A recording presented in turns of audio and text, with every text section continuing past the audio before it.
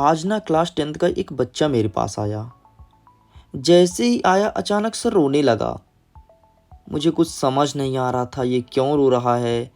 और सबसे पहले ना मैं उसे शांत कराया और पूछा, तुम रो क्यों रहे हो? क्या बात है? मैं क्या हेल्प कर सकता हूँ? तुम्हें मेरे पास आकर के रोने की ज़रूरत नहीं है। तुम बताओ तुम्हें क्या चीज़ चाहिए? मेरे से जितना हो सकेगा मैं सहायता करूँगा। बोलो, भैया मुझे कुछ चाहिए नहीं, ना तो मैं कुछ लेने आया हूँ। भैया ना मैं क्लास 10th में टॉप करना चाहता हूँ और मुझे कुछ समझ नहीं आता है कि मैं किस प्रकार से पढ़ाई करूँ। मैं अभी से बहुत मेहनत करने लगा हूँ कि मेरे अच्छे नंबर आएँ, अच्छे परसेंटेज में बनाऊँ। लेकिन भैया मुझे कुछ समझ नहीं आ रहा है। जब मैं बुक उठाता हूँ तो बहुत चैप्टर लेंदी है, स्कूल में सही ढंग से पढ़ाया नहीं जाता और हमारी कंडीशन इतनी अच्छी नहीं है भैया कि हम कोई कोचिंग ज्वाइन कर सकें। उसने बताया कि हमारे पिताजी भी नहीं हैं, पिछले साल ही उनका देहांत हो गया है। मुझे बहुत बुरा लगा। मैं बोला, अच्छा ठीक है, तुम टेंशन मत लो। ये बताओ मैं मतलब मिडिल एजुकेशन तुम्हारा क्या सहायता कर सकता है? अगर तुम टॉप करना चाहते हो तो टेंशन मत लो, मैं तुम्हारी हेल्प करूँगा। मैं तुम्हें कंटेंट प्रोवाइड कराऊँगा और बेहतरीन कंटेंट, वो भी टोटल फ्री में।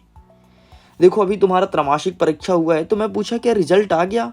बोला, हाँ भैया कुछ ना सब्जेक्ट के बता दिए हैं और कुछ सब्जेक्ट के अभी नंबर नहीं बताए हैं। मैं बोला कोई दिक्कत नहीं, तुम्हारे जितने भी नंबर आए हैं मैं तुम्हारा नंबर पूछ के तुम्हारा मोरल डाउन नहीं करूँगा कि तुम्हारे कितने नंबर आए हैं, कि तुमको और बुरा लगे और रोना आए। मैं ऐसा कुछ नहीं पूछूंगा। बस तुम्हारे जितने भी नंबर आए हों उसको तुम भूल जाओ और हम अर्धवार्षिक से बहुत अच्छा करेंगे। हम तुमको पूरा सिलेबस बताएंगे प्रॉपर। तुम्हारे पास अभी 2 माह का समय है, इसमें तुम बहुत अच्छा कर सकते हो। तुम कुछ मत करो, एक एक चैप्टर को सिंपल सा पढ़ो। मेरे कई सारे वीडियोस अपलोड हैं, तुम वहाँ से देखो। और तुम्हें कोई फिजिकल हेल्प चाहिए तो तुम मेरे घर आ सकते हो, कोई दिक्कत नहीं। तुम मेरे से क्वेश्चन करो, मैं तुम्हारा आंसर दूंगा, तुम्हारे पढ़ाई के सारे डाउट को आउट करूंगा। जब मैंने ये सब बातें बताई वो बहुत खुश हुआ और उसको थोड़ी हल्का लगा, उसके चेहरे पर थोड़ी मुस्कान आई। एंड फाइनली मैं बोला, अब तुम घबराना मत, मैं तुम्हारे साथ हूँ। उसने बोला, ठीक भैया आप कंटेंट अपलोड कीजिएगा अगर वीडियो में तो मुझे लिंक ज़रूर शेयर करना। मैं बोला उसको चैनल को सब्सक्राइब कर लो, लिंक मैं तुमको दे रहा हूँ, तुम सब्सक्राइब करो और बेल आइकन प्रेस कर लो। जैसे ही वीडियोस आएंगे नोटिफिकेशन तुम्हारे पास आएगा एंड तुम वीडियो को फुल टाइम वॉच कर पाओगे। तो मैंने वहीं से निर्णय लिया कि चलिए सबसे पहले आपको मैं त्रैमासिक परीक्षा का सिलेबस बताता हूँ और सिलेबस के अकॉर्डिंग यूट्यूब में पढ़ाई करवाता हूँ। जो बच्चा मेरे पास आया था, ऐसे बहुत सारे बच्चे होंगे जिनको बहुत डाउट है और टॉप करना चाहते हैं अपने एग्जाम को लेकर के। तो चलिए स्टूडेंट, हम सबसे पहले देख लेते हैं कि हमारे अर्धवार्षिक परीक्षा का सिलेबस क्या रहेगा। अगर इसके पीडीएफ को डाउनलोड करना है, लिंक डिस्क्रिप्शन बॉक्स में दिया गया है, जाइए जाकर के इसके पीडीएफ को डाउनलोड कीजिए। चलिए आगे बढ़ते हैं और हम हिंदी से स्टार्ट करते हैं। हिंदी में बहुत सारे चैप्टर देखने को मिलेगा अर्धवार्षिक परीक्षा में। त्रैमासिक में कम था, अर्धवार्षिक में आपका सिलेबस 2 गुना हो गया है। मतलब आपको अभी से मेहनत करना पड़ेगा। आइए देखते हैं कौन कौन सा है। अगर मैं हिंदी की बात करूं तो सबसे पहले डिस्कस करूंगा आपके गद्य खंड से। गद्य खंड में आएगा गद्य की प्रमुख गौण विधाएं कौन कौन सी है। नेताजी का चश्मा जिसे लिखने वाले स्वयं प्रकाश हैं। बाल गोविंद भगत जिसे राम वृक्ष बेनीपुरी लिखते हैं। लखनवी अंदाज जिसे यशपाल लिखते हैं। एक कहानी वह भी, इसे मनु भंडारी लिखते हैं। और नौबत खाने में इबादत इसे लिखते हैं यतीन्द्र मिश्र। और संस्कृति, यहाँ से क्वेश्चन देखने को मिलेगा। एंड आगे बढ़ते हैं और काव्यखंड में डिस्कस करते हैं। तो सबसे पहले पद्य साहित्य का काल विभाजन आपको देखना है। पद देखना है जिसे लिखने वाले सूर्यदास जी हैं। राम लक्ष्मण परशुराम संवाद देखना जिसको तुलसीदास जी लिखते हैं। आत्मकथा जिसे जयशंकर प्रसाद लिखते हैं। उत्साह है अट नहीं रही जिसे लिखते हैं सूर्यकांत त्रिपाठी निराला। एक दंतुर मुस्कान फसल जिसे नागार्जुन लिखते हैं। और संगतकार इसे लिखते हैं मंगलेश डबराल। इतने क्वेश्चंस देखने को मिलेगा। एंड अगर मैं व्याकरण सेक्शन में जाता हूँ तो यहाँ से काव्य की परिभाषा, रस की परिभाषा, संधि, लोकोक्तियाँ और मुहावरे, यहाँ पर कवि परिचय और लेखक परिचय आपके व्याकरण से पूछा जाएगा। और यहाँ पर पूछा जाएगा अलंकार। आपको पता है कवि परिचय और लेखक परिचय जितने त्रैमासिक परीक्षा के अकॉर्डिंग थे मैंने सबको कवर किया है। बस सिंपल सा आप कवि का नाम डालो और गूगल में सर्च करो और पीछे आप लिख सकते हो ASK क्लासेस। क्या लिखेंगे? ASK classes. जैसे आपको तुलसीदास का सर्च करना है ना, तो तुलसीदास का लिखो कवि परिचय और लिख दो पीछे एएसके क्लासेस। टॉप में जो आएगा आप उसको क्लिक करके देख सकते हैं। ओके, यहाँ पर संवाद लेखन भी इस बार पूछा जाएगा नया चीज़ में। अपठित गद्यांश पद्यांश तो पहले भी आया था, इस बार आएगा अनेकार्थी शब्द और एक शब्द में अनेक शब्द, या फिर एक बहुत वाला नाम होता है उसे एक शब्द में क्या कहते हैं, है ना, वो देखने को मिलेगा। एंड वाक्य और वाच्य इस बार देखने को मिलेगा। आगे कुछ क्रिया भी पूछेगा और शब्द शक्ति और शब्द गुण इस बार देखने को मिलेगा। आगे बढ़ते हैं रचनात्मक लेखन, इसमें निबंध आएगा और पत्र आएगा, इस चीज़ को ध्यान रखिएगा। कृतिका भाग 2 से बात करता हूं तो बस 2 ही पार्ट देखने को मिल रहा है। साना साना हाथ जोड़ी जिसे लिखने वाले मधु जी हैं, और मैं क्यों लिखता हूं जिसे लिखने वाले अज्ञे हैं। बस इतना आपके हिंदी का सिलेबस होना है। इसके पीडीएफ को आप आसानी से डाउनलोड करते हैं। सिंपल सा एक वेबसाइट दिया गया है जो कि आप देख सकते हैं www.askclasses.com। इस वेबसाइट पे जाइए और अपने पीडीएफ को डाउनलोड कीजिए। बाकी आपके मन में कोई क्वेरीज हो तो इस नंबर पे आप हमसे कांटेक्ट कर सकते हैं। आगे बढ़ते हैं, नेक्स्ट हम कवर करते हैं विज्ञान में। विज्ञान में सबसे पहले अध्याय 13 आपको कवर करना है। अपने किताब में टिक भी करते जाओ, देन ज़्यादा बेहतर होगा। अध्याय 13 में आपको 2 पॉइंट पढ़ना है। एक पढ़ना है 13.1 और एक पढ़ना है 13.2, मतलब 13.1 और 13.2। आगे बढ़ते हैं, अध्याय 1 आपको कवर करना है रासायनिक अभिक्रिया एवं समीकरण। इसमें 1 शॉर्ट वीडियो मिडिल एजुकेशन के ऑफिशियल यूट्यूब चैनल पर अपलोड है, जाइए प्लेलिस्ट के सेक्शन में एंड 1 शॉर्ट वीडियो को अच्छे से देख लीजिए।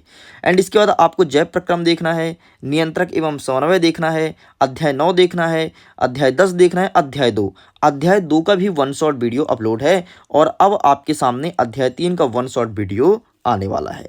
ठीक, तो ये सब आपके एग्जाम में देखने को मिलेगा। इस प्रकार से रहा अध्याय 8, 11, 12।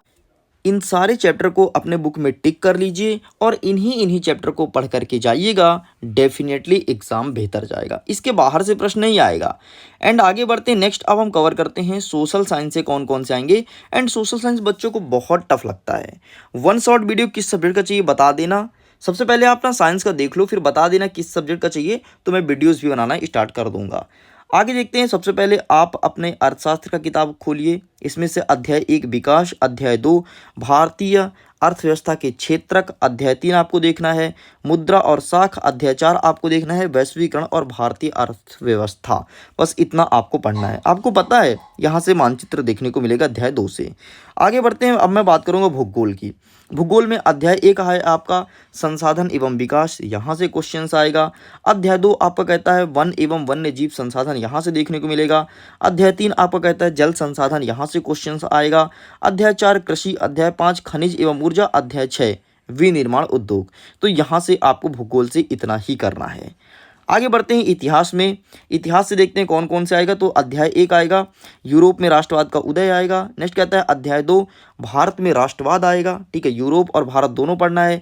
इनके most IMP questions already upload हैं अध्याय 3 तक, मतलब त्रैमासिक परीक्षा में अध्याय 3 तक आना था ना, ये मैं कंप्लीट किया हूँ। जाइए प्लेलिस्ट में और देखिए, बहुत मजा आएगा, आसान भाषा में समझाया हूँ। आगे बढ़ते हैं, तो अध्याय 4 अब आपको पढ़ना है और अध्याय 5, 2 अध्याय को और जोड़ना है अपने अर्धवार्षिक परीक्षा के लिए। अब हम आगे बढ़ते हैं और पॉलिटिकल साइंस अर्थात राजनीति को कवर करते हैं। इसमें अध्याय 1 आएगा सत्ता की साझेदारी, अध्याय 2 आएगा संघवाद, यहाँ से कवर करना है। अध्याय 3 आएगा जाति धर्म और लैंगिक मसले, और अध्याय 4 राजनीतिक दल, यहाँ से क्वेश्चंस देखने को मिलेगा। तो बस सोशल साइंस में आपको इतने ही चैप्टर प्रिपेयर करने हैं। आगे बढ़ते हैं, नेक्स्ट कहता है कि गणित से कौन कौन सा आएगा। अब देखो, जिस स्टूडेंट्स को ये सिलेबस बहुत लेंदी लग रहा हो ना कि भैया इतना तो हम टिक नहीं कर पाएंगे, इतना हम कॉपी में नहीं लिख पाएंगे, तो सिंपल सा पीडीएफ को जा करके डाउनलोड कर लो, लिंक डिस्क्रिप्शन बॉक्स में दिया गया है। चलिए गणित में देखते हैं, तो अध्याय 1 पढ़ना है, अध्याय 2 पढ़ना है, अध्याय 3 पढ़ना है आपको। ठीक है, आगे बढ़ते हैं, तो अध्याय 4 आपको अच्छे से कवर करना है, अध्याय 5 समांतर श्रेणियाँ, अध्याय 6 अच्छे से कवर करना है त्रिभुज, अध्याय 7 अच्छे से कवर करना है निर्देशांक ज्यामिति, अध्याय 8 अच्छे से कवर करना है त्रिकोणमिति एक परिचय, और अध्याय 9। इसके बाद अध्याय 10, 11, अध्याय 12 और 13, बस इतना ही एग्जाम में देखने को मिलेगा। अब देखो क्या हो रहा है ना, बहुत सारे बुक का पूरा आ रहा है और कुछ बुक को छोड़ रहा है ताकि जनवरी में भी उसका पढ़ाई कीजिए। ठीक, तो जिसका पूरा सिलेबस आ रहा है तो भाई पूरा ही चैप्टर कवर करना पड़ेगा, और जिसका कुछ छूट रहा है तो कोई दिक्कत नहीं, उसको अभी छोड़ते जाइए। ठीक है, तो जो यहाँ पर सिलेबस लिखा गया है ना 100% यही सिलेबस है, यही जेन्युइन है। आप चाहें तो अपने स्कूल के शिक्षक को भेज सकते हैं और उनसे पूछ सकते हैं क्या ये इन्होंने जो वीडियोस अपलोड किया है ये सही है या नहीं, अपने कंफर्मेशन के लिए। बाकी मिडिल एजुकेशन हमेशा ट्रस्टेड रहा है, लोग बहुत भरोसा करते हैं मिडिल एजुकेशन पे और हमेशा टॉप करते हैं। मैं अभी तक में 1000 से ज़्यादा बच्चों को एमपी टॉप कराया हूँ, जिनका परसेंटेज 90 और 95 प्लस देखने को मिला है। चलिए बेटा, अच्छा सुनो, डिफरेंट प्रकार के सोशल मीडिया साइट हैं, यहाँ पर आप मुझे फॉलो कर लो, सब जगह एक अलग और तगड़ा कंटेंट ही देखने को मिलेगा। आगे बढ़ते हैं नेक्स्ट, अब हम कवर करेंगे इंग्लिश में, जो कि बच्चों को बहुत टफ लगता है। इसके लिए मैंने एक मैम को लेकर के आया है, वो इंग्लिश बहुत अच्छा पढ़ाती हैं, इंग्लिश की सबसे अच्छे टीचर हैं अभी तक में। तो उनसे इंग्लिश पढ़ो, टोटल फ्री में पढ़ाती हैं वो, मैं उनको पैसा पे करता हूँ, लेकिन वो तुमसे 1 रुपया नहीं लेती हैं। तो उनसे इंग्लिश पढ़ो, इंग्लिश सीखो, बहुत फ़ायदा मिलेगा। चलो यहाँ से देखो, फर्स्ट फ्लाइट से अध्याय 1 देखना है, अध्याय 2 देखना है, अध्याय 3, अध्याय 4, अध्याय 5, ये सब आपको बहुत अच्छे से कवर करना है। आगे बढ़ते हैं तो अध्याय 6, अध्याय 7, अध्याय 8 और अध्याय 9। तो फर्स्ट फ्लाइट से आपको 9 अध्याय तक देखने को मिलेगा।